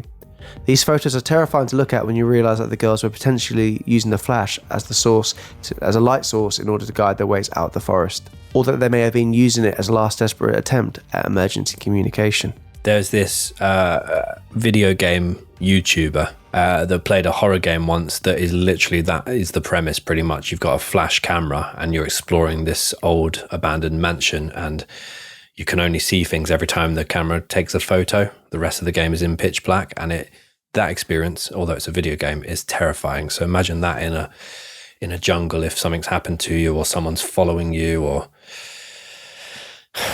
one of you's become stuck, or there are animals, jungle dogs chasing you. Terrifying. Yeah, and it's one of those things where, especially if you're in pitch black, if you're taking a photo, your eyes are just going to be dazzled as well. So it's not going to be the most helpful. But I can understand it perhaps being used for emergency communication as well. Like we said, they're walking on some steep areas of this path and trail, so you have to be as careful as you can, really, then, especially if it's a bit wet and stuff. Yeah. So the photos have only added to the mystery of the case. A lot of the photos show the presumed surrounding of the girls. Others show odd bits of tissue and other items, such as the bottom of a Pringles can. Some people said they could have been marking their own route with that so that they didn't get lost further, or what's the term? Breadcrumbing? Breadcrumbing, but isn't there a thing? Can't remember. We'll go with breadcrumbing. It sounds right. The pictures are quite unclear and often show white orbs on the screen. Thanks to photos recovered later from a camera found in the same backpack, we know the women have made a fairly good time up to the Mirador, which is essentially the peak of the summit. They are smiling and seem to be enjoying themselves in these images, and there's no indication of a third party being along with them. Some who have looked into the case do not even believe that it was the girls who were taking the photographs. There is one photo in particular, photo 580, that looks like the back of Kris's head, as you can see her strawberry blonde hair. However, others have stated that they believe this may have been the front of her face and that her hair is covering her. Did Kris bump her head, or did someone else take these photographs? Yeah, and that's the thing with this. So the photos are all available online. There have been some very sort of clickbaity thumbnails made of these photos with people trying to etch other people into the backgrounds or faces into the forest, which are terrifying. But yeah, from looking at these, it's either a case of, if it is the girls taking these photos, they're trying to use it as literally a way to see where they're going, or they're trying to take markers so that they remember or make emergency attempts at communication. But yeah, there are some photos which appear to show Kris's head. I don't think you can quite see the blood, but it's like the type of photo you would take of your head if you wanted to see what's going on with your head, pretty much. Lisanne's Canon camera contained photos from the day of the hike that suggested that the women had taken a trail at the overlook of the continental drift and wandered into some wilderness hours before their first attempt at making emergency calls, but with no signs of anything unusual. On the 8th of April, which, as we mentioned, this is where the nighttime photos are taken, and there are 90 flash photos taken between 1 a.m. and 4 a.m., which give the appearance that they are apparently deep in the jungle and in near complete darkness. A few photos show that they were possibly near a river or a ravine, and some show a twig with plastic bags on top of a rock. Another shows what looks like a backpack strap and a mirror on another rock, and another shows the back of Kris's head, as we mentioned. Picture 541 has raised a lot of speculation. The picture presumably shows what looks like an arm, as many have pointed out what seems to be an elbow within the photo. Yet just like all the other photos, this one is blurry and does not really tell us a lot about what was happening to the girls, or whoever was taking the photos, if the girls were even alive at this point. As well as this, we must remember that of these 100 photos, only just over half were ever released or made their way online to the public. That does not rule out potentially more than 100 additional photos that were taken, and if so, why did they stop taking them at 4:10 a.m.? Perhaps the camera ran out of battery, or maybe the memory card was full. Or, more gruesomely, perhaps there was no drive or need to take additional photos. Things become even more sinister when it is later discovered that a now infamous photo, dubbed as photo 509, was deleted from the memory card of the camera. We know that this photo must have been taken during the course from the 1st of April through to the 8th of April, as this is where images 508 and 510 were taken. So, photo 509 was definitely taken. However, when this camera is later found, they can only find images 508 and 510. I believe if you delete it straight away, then take another one, it would save it as 509, but if you go back and delete one, it wouldn't adjust all the other numbers. Is that right? I think you are right. I think they were saying because they've used programs after on the SD cards and they weren't able to recover the photo, which then led them to believe that the photo was actually deleted on a computer rather than on the camera. So that's the big thing here, because that makes it even more mysterious, because if it was a case of someone who's deleted the photo, perhaps if someone else was taking photos, they didn't want to be in it or be in the photo themselves. But it's not. If that SD card has been taken away somewhere else, been used, deleted. So that's the curious thing here. The bit I'm trying to figure out, and I'm a bit confused with looking at it, because it's saying like this could have been taken the 1st of April 2014 and the 8th of April. So I'm just thinking that if tour guide F went into the room with the SD card and was there for 30 minutes, he could have been spending that time perhaps deleting the photo. But it's a curious one, because there's so many photos on there and only one being deleted. Yeah. So if the killer, for example, if they were killed, for example, and if the killer then went through the effort of literally reviewing all of the photos on this camera before realizing there's one particular one that is incriminating, would the same thing not have happened if they pulled the SD card out and the batteries and threw the camera in the river or something like that? Would that not? Yeah, it would. That's the thing, like, as well. And people have said we're going to get onto the backpack and what was found. Yeah, but it's a surprise. It's really bizarre, isn't it? A lot of things weren't taken. Yeah, just scrolling through all the photos now, it's terrifying. Yeah. So there are some probable reasons why this photo may have never been available to those who analysed the camera. It may never have existed. If there was a camera malfunction, the camera may have never recorded image 509. However, this is quite unlikely due to its recording of the other 100 photos within such a short span of time. There's another theory that the photo was deleted, and it is widely believed that the photo was erased using a computer, as I mentioned, rather than on the camera itself. For a complete erasure of this photo to be possible, either it was never taken and there was a camera malfunction, or it was deleted via a computer. If this is true, then it opens up even more questions and possibilities within the case. Who had access to a computer within the rainforest? Where were the girls at the time, and why was this photo in particular being deleted? And my question is, it opens up the idea of the SIM card was taken away and brought back. That's another option as well. On the 11th of April 2014, on this day, the last attempts to turn the iPhone on were made. Presumably, the iPhone ran out of battery, but it was not turned on ever again by the girls, or whoever had the phones.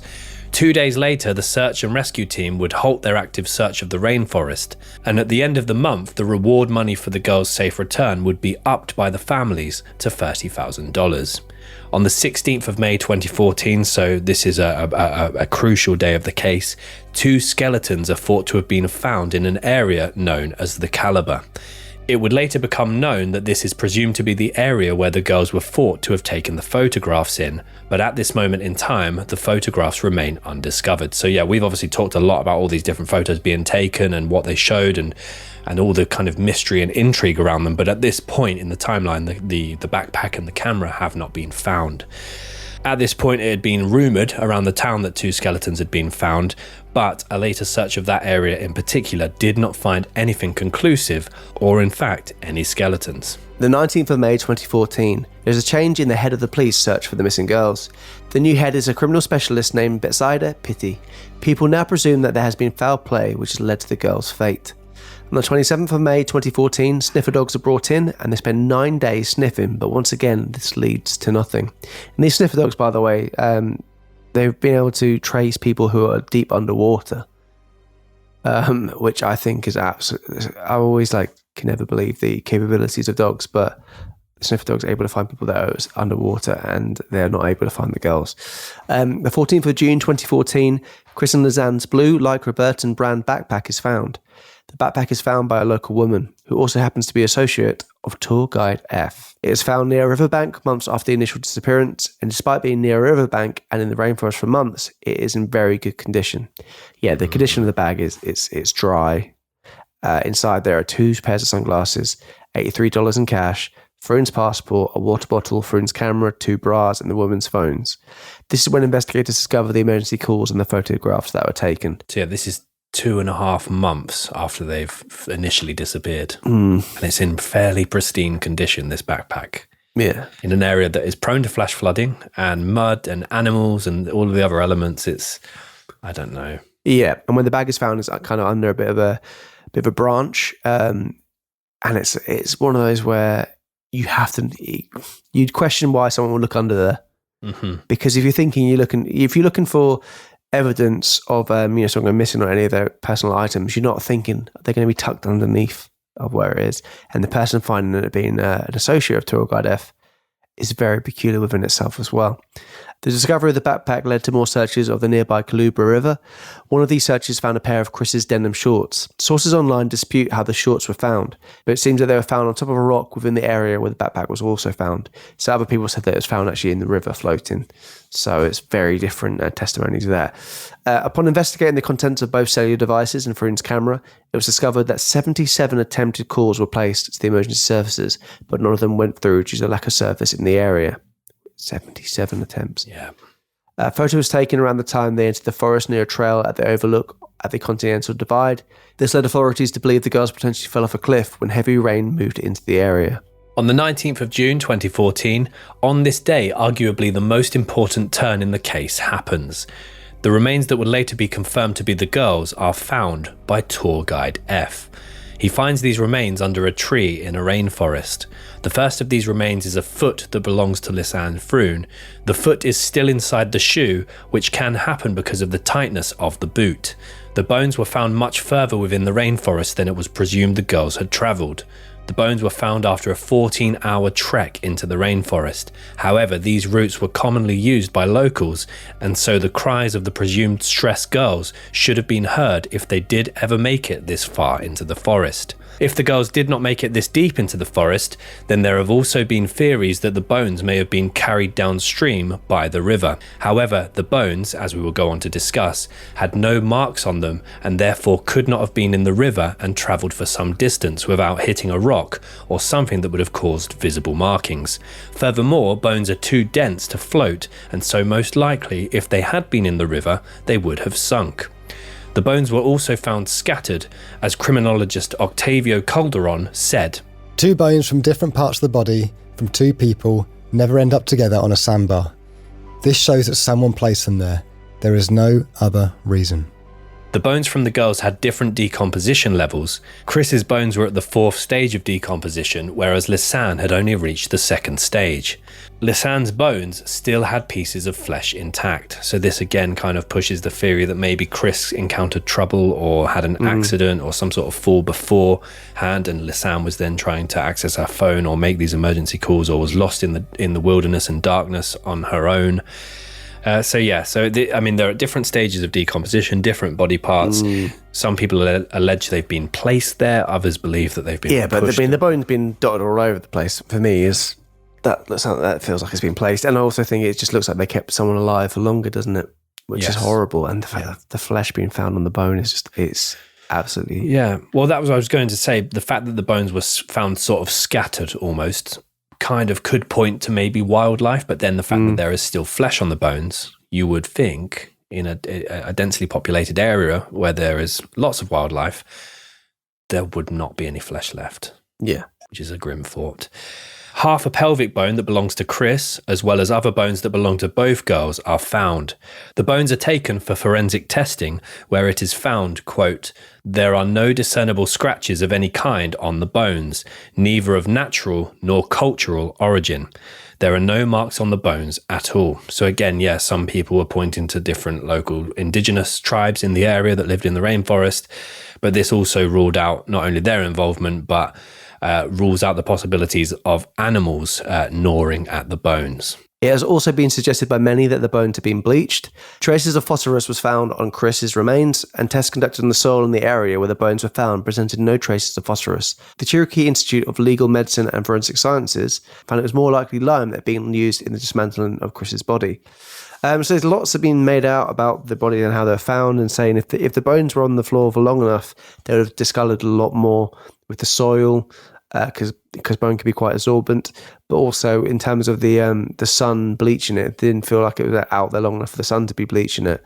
But yes, we know that obviously in other cases recovered that lime has been used in dismantling bodies before. So that sounds fairly likely there. An autopsy report conducted in September found that. In turn, they all had a white coloration, which tells us about two facts: that they were exposed to the sun for a long time, or that the burial site corresponded to an area of very basic chemical elements, affecting the phosphates and the calcium carbonates of each of the bone components, causing the whitish coloration. So this keeps in line with Bezadia Pitti's findings. The girls got lost, ended up coming into distress, and subsequently died from their injuries, which I think is a bit of a...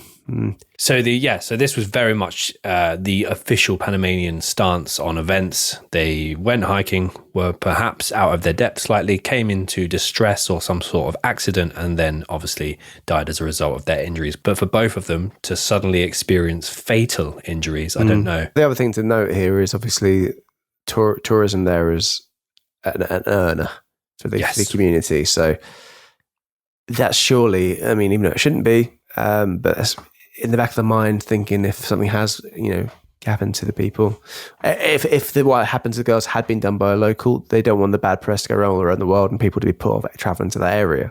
So that's also got to be looked into it as well. Yeah, we covered a very similar case over 2 years ago now over on icmap.co.uk, which was the Koh Tao British backpacker murders. And I swear that their narrative, again, although there was clearly a brutal murder that took place on the island, they were very keen to protect the island's image in terms of tourism. In July of 2014, more bones belonging to the girls were found and taken for testing. It wasn't only the girls' bones that were found within this area. Whilst searching for the girls' remains, authorities also found the remains of 3 others. So again, these remains, as well as the remains of 3 others that they have found, are analysed by forensic anthropologists and heavily looked into. And it's said again that there are no scratches on the bones, any kind of natural or cultural marks on the bones either. So the bodies had a very natural decomposition, and they were found near a river, which caused the bones, which are heavier than water, to sink to the bottom of the river. Markings on the bones should have been visible from friction with the waterbed. One bone fragment attributed to Kris Kremers involved a bleached half of her pelvis. Under natural decomposition, a pelvis, especially from a younger person, does not break in half. Furthermore, it is not likely to have been caused by predators. As well as this, the bone was missing joint tissue that remained intact for years under natural decomposition. It is a chin scratcher, this one. It sure is. Yeah. On the 29th of August, the lower leg bones and more shockingly, a piece of rolled up skin were found. The skin belonged to Lisanne Froon. It was now 5 months since the girls had disappeared.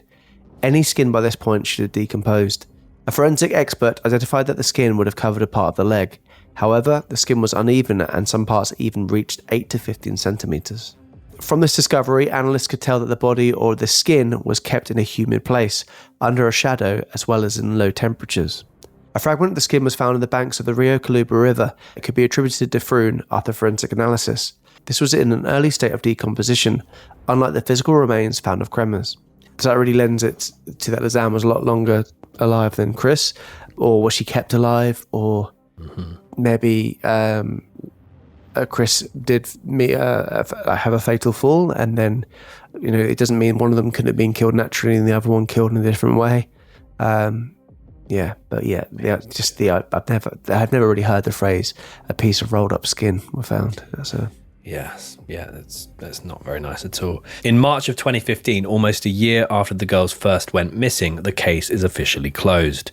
The official story states that the girls got lost, then ended up falling and significantly injuring themselves, and then consequently died from their injuries. Over the years, countless independent forensic experts studied the case and concluded that Kris Kremers fell off a, quote, monkey bridge during heavy rainfall, and Lisanne took a picture of her body in order to record what happened to her friend. However, in February of 2017, another college grad student went missing on a trail just 30 miles from where Lisanne and Kris perished. Her body was found shortly after, and it was obvious that she had been brutalized and strangled with her own swimsuit to cover up. So a little bit more information on that. So basically, the very start of the timeline, we talked about Kris making a diary entry that said the island she was on was a, quote, fairy tale island. And it was the island 40 miles away from this trail. And on a beach known as Red Frog Beach in 2017, an American backpacker called Catherine Johannan went missing. And then 3 days later, her body was found. And it was proven that she was assaulted and then killed. Panamanian authorities detained 8 people in connection to her death, but no charges have been filed. The Federal Bureau of Investigation gave a press conference shortly after her disappearance that there might be a possible connection between the two cases, and it is possible that there might be a serial killer in the area. Which again, yeah, to go back to the statistics we mentioned in that area, there have been young girls and women since 2009. More than 50 females have gone missing in that particular 40-mile stretch. It's it's a really... I mean, here's the thing. I said at the start of the episode that there was one thing for me that points to human involvement, and that is, I feel if there was an accident with one of them, or even both of them, but non-fatal, but severe, I feel that if it was me or many other people in that situation, if you knew that you were stuck, if you knew that there was some sort of end potentially coming your way, why would they not have recorded some sort of goodbye video on their phones, or a message, or just anything, leave any kind of clue as to what had happened to them? Like if it was some sort of, if there was no foul play and they were left there, one of them was injured, surely you'd film a little video for your loved ones, or I don't know. Yeah, I think the bits that really kind of throw you around and make you think, well, what happened, is the backpack being found and the items being... I mean, it's strange that the items weren't stolen. It's a bit odd, because you'd have thought if it was a gang and they're doing it for monetary value, they'd have done that. But yeah, it's the photos, that many photos. The missing picture is interesting. Even, I don't think a cameraman functions making one thing disappear. I think that's a very long-winded idea that would happen. We're going to go into a bit more information about Tour Guide F, which really puts the cat amongst the pigeons in terms of making him a possible suspect. And the taxi driver saying the wrong time as well. Yeah, it's just, also whilst doing the research for this, there was a case of someone going missing in that area and was actually discovered by a rescue team, who then took the girl away themselves and kidnapped her. Oh, God. And held her hostage. And luckily she managed to escape. They did hold her hostage and they raped her. She managed to escape by using a broken bottle on one of the net, basically on one of the people that captured her, and then to take the person to medical care so quickly that she managed to escape during that point. But they just kind of also makes you think, if the rescue teams, even they have it within them to kidnap someone, you really, you question, how safe you'd be in that instance even if they were found. That's it. And those, I know I keep banging on about these statistics, but those 50 since 2009, those are only the ones that we're aware of. Yeah. And if Panama, not again to point any fingers, because I don't want to be accused of anything here, but if there are incidents or pieces of news or missing persons that aren't disclosed and don't become, worldwide media events, then this is the ones that are kept quiet. Definitely. Yeah, I mean, as I said before, there's a blanket over this, which is tourism, and I'm not saying that every country are not going to report things because of that, But yeah, it is something that needs to be considered as well. But we're going to go into the aftermath now. That was the timeline. We're going to move into the aftermath now and talk about some of the suspects a little bit more and some of the theories a little bit more, and see if we can come to a conclusion between ourselves. And also just, we want to hear from you guys as well, what you guys think, what you guys believe. We'll have the question on Spotify, so you can fill us in with your answers on there. I think what we might do as well, it's not as easy to narrow it down to just two options here, but we did with the Making a Murder episode, innocent or guilty. So we might pop a few polls up over on Instagram or Facebook or whatever, or Twitter or X, whatever it's called. So be sure to give us a follow on all the socials at Could Murder a Pod. Threads. Threads, I did one post and then didn't do any more, but Threads. Like most of the rest of the world by the sound of it. Ooh, shaded Threads. Thread Dead Redemption. Let's bring it back. So anyway, we don't really know a lot about this case for definite. Since the case gained global attention in 2014, people have still continued to speculate about what could have possibly happened to these girls. We will now talk about some of the most common suspects. So as I mentioned, the taxi driver who originally dropped the girls off at the trail often comes up under fire within the story. There are various reports that people saw two other Panamanian men sitting in the taxi that the girls were in. And in addition to this, his timeline does not follow the official timeline that we can presume to be most accurate due to the timestamps on the camera the girls had taken on their photos. So two other guys in the taxi. It's not completely unheard of taxi drivers in different countries occasionally being, either kidnapping people for money or etc., etc. Again, I'm not throwing shade at all taxi drivers. No shade at Panama, no shade at taxi drivers. But driving around a taxi with pals whilst you're working is a little bit odd. However, it is likely the taxi driver may have just got it wrong. Things do become odd though, considering he was found dead a year later after he drowned. He was found face down in a shallow puddle. So that is a bit odd, because that's a suspicious way of him being killed. Did he know something? So one of the most talked about suspects is tour guide F, and this is Feliciano Gonzalez. Of course, he knew the jungle well. He had a very unusual interest in the girls from the start, and he was known as being strange towards single women. So the girls did have a trip booked in with him for the following day, and he was the one that also offered them essentially accommodation at his place, which again, for me, that's not sure about that. But had a reputation for being very strange towards single women. We cannot forget that he did testify that he waited in the girl's room for 30 minutes unsupervised before he then alerted police of the girl's disappearance. And again, he was the one that also found the girl's bones deep in the rainforest. So very interesting individual, and he of course is the first one to come to the girls' accommodation, to the girls' place of work, to the girls' place of study, and was very keen to sort of place himself, like many of the other cases we've covered, he wanted to place himself at the scene. On TripAdvisor, tour guide F is seen as an excellent tour guide. However, if you dig deeper, you'll find a review from someone named Sophie J, who commented, I strongly recommend women not to hire Feliciano as your guide if you're by yourself. It's a big contrast if you look at the other reviews, where Feliciano is described as a very nice person, which he probably is for many people.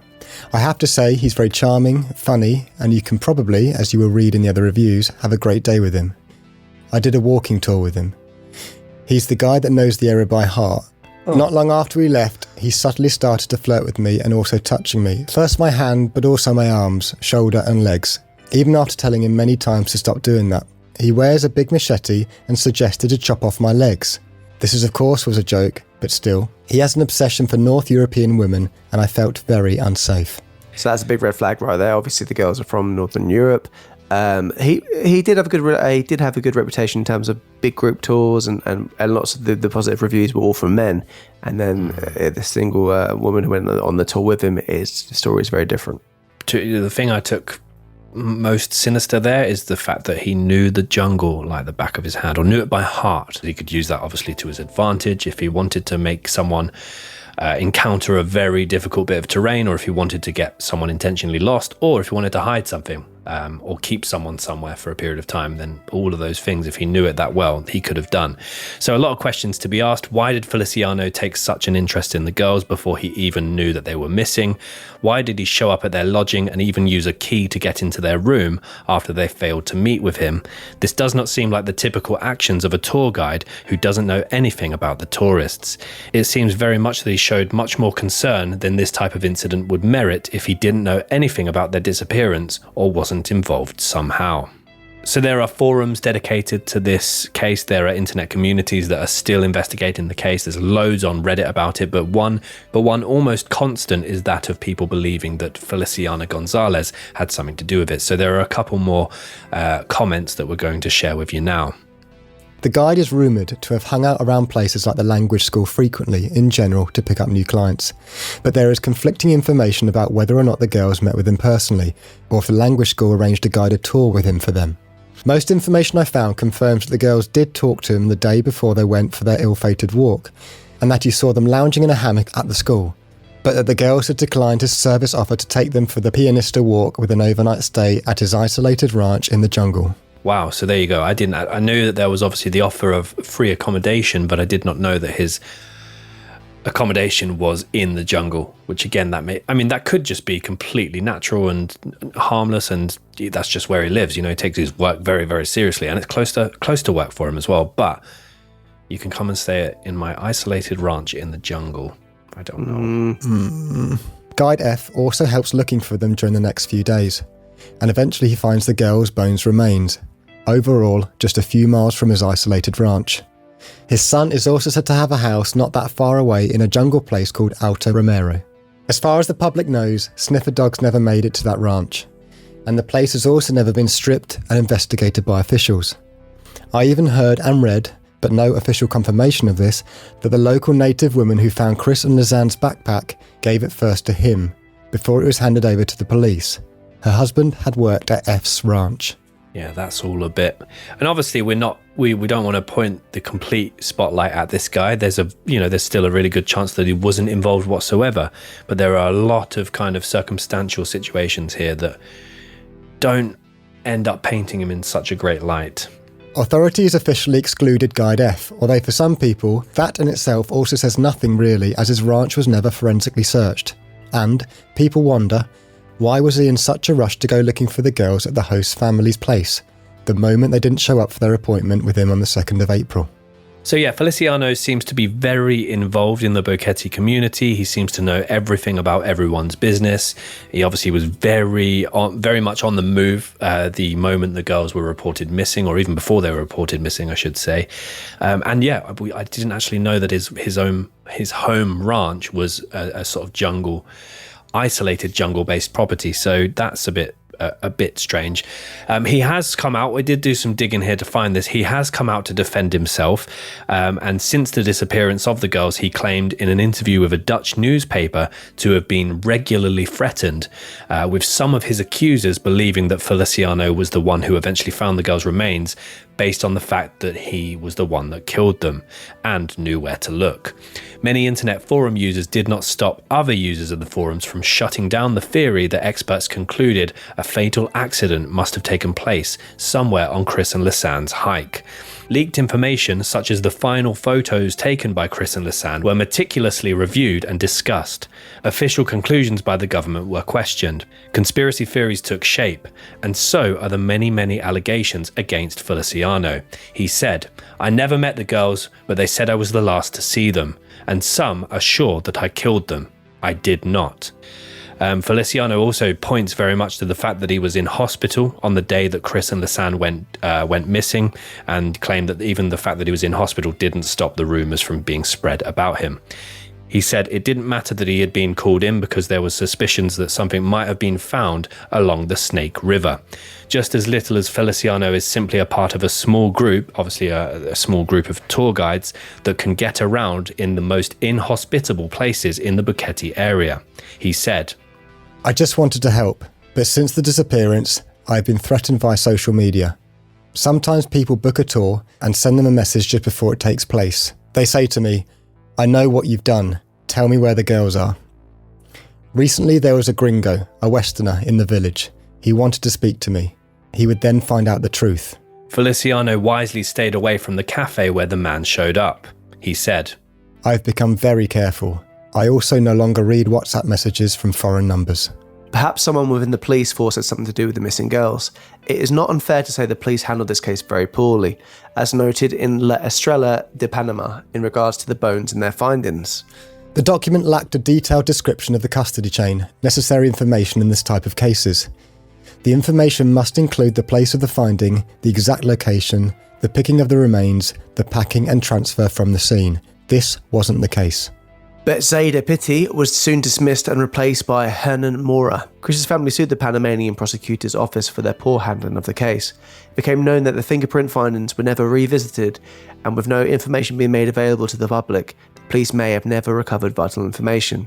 It's also sadly not improbable that the girls may have crossed paths with a gang who ended up taking their lives. Gangs are not an uncommon occurrence within Panama, unfortunately, and it is a known method of theirs to dissolve bodies. They are known specifically to be in that area that the girls disappeared in. So that, in terms of the lime, adds up there. That's one you don't hear too many people talk about, to be honest, gang involvement. Because a lot of you would have thought they would have stolen and taken the money goods. And yeah, absolutely. As well as all these different theories on potential suspects, some people do believe that Kris is still alive, and it has been suggested that Kris may be potentially within the sex industry. Dick Steffens was a detective from Amsterdam who heavily believed this theory. The authors of the book Lost in the Jungle claimed a certain Stephen W. came forward saying Kris Kremers had ended up in the sex trade, yet nothing ever came from this lead. A little further along in their research in preparing the book, they got in contact with Dick Steffens, and he was still looking into the case from his own initiative, and he said, "What he told us blew us away. He said Kris Kremers is possibly still alive." West added, "The man claimed he would never be able to free her. Nothing came of it, and the family never heard from Stephen W. ever again." So yeah, I think that's a much less prominent theory and understandable as to why that is. I don't think, based on the evidence that was found, the bones that were found, that the girls are still alive. And again, this Stephen W. going into hiding after making those sort of theories known to these authors, and this Dick Steffens from Amsterdam, I think that's very much grasping at straws. Obviously, with this episode, we've condensed an unsolved case that we could obviously go on to discuss for hours on end. We do highly recommend the Lost in Panama podcast if you would like to dive into this case in a bit of greater detail. It's a 7-parter, and each episode is roughly 45 minutes, and that gives a much more in-depth overview of the case. It's really good. I've said it several times to Tom, but it is heavily inspired by the Serial podcast, which is also another really good podcast, but definitely worth a listen. They actually retrace the last steps of the girls and go on the hike themselves, so it's very revealing about the nature of El Pianista. That was the case of the missing Dutch backpackers. Where are we at for theories then, or what do we believe? I believe that the tour guide does definitely have something to do with it, personally. I think a combination of between him and that case I mentioned of the girl that was actually found by the rescue team, taking them to somewhere in the forest. I think one of the girls may have actually come to harm naturally, and they were calling emergency services to try and help her. But then when they were discovered, I think one of the girls was taken away. Lisanne was taken away with this rescue party and kept there for numerous amount of days, and then eventually when they were finished doing horrible things, they ended up doing the lime in the bath kind of to try and destroy the body. Yeah, any theory at this point based on what is available to us is going to be quite a grim theory. I think I agree with you. I think the one thing that's really bothering me is the nighttime photos. Were the girls taking photos? Were they using it to navigate? Were they using it to communicate?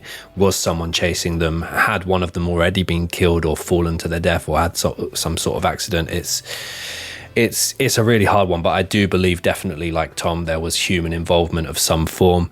I mean, the main theories are that there was a hiking accident, or they got lost, or there was criminal activity or an animal attack. which I don't believe for the bones to have been separated the way they were. I don't believe there was an animal attack or local involvement and local cover-up.